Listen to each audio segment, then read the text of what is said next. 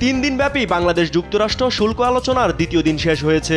শুক্রবার প্রধান উপদেষ্টার ফেসবুক অ্যাকাউন্টে দেওয়া এক পোস্টে এই তথ্য জানানো হয়।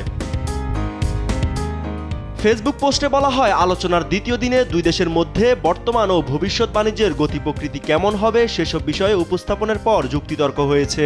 বেশ কিছু বিষয়ে দুই দেশ মোটামুটিভাবে একমত হয়েছে, কিছু বিষয় অমীমাংসিত রয়েছে বলেও জানানো হয়।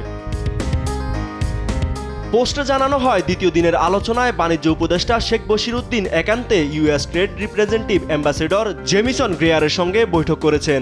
তার সঙ্গে শুল্ক বিষয়ক আলোচনার পাশাপাশি দুই দেশের বাণিজ্য ও স্বার্থ সংশ্লিষ্ট বিষয় নিয়ে আন্তরিক পরিবেশে আলোচনা হয়েছে। এই আলোচনায় বাংলাদেশের পক্ষে নেতৃত্ব দিচ্ছেন বাণিজ্য উপদেষ্টা শেখ বশির-উদ্দিন। ঢাকা থেকে ভার্চুয়ালি যুক্ত হন জাতীয় নিরাপত্তা উপদেষ্টা খলিলুর রহমান সহ সরকারের উচ্চপদস্থ কর্মকর্তা ও বিশেষজ্ঞরা। ইউসুফ ভুঁইয়া, দেশ টিভি, ঢাকা।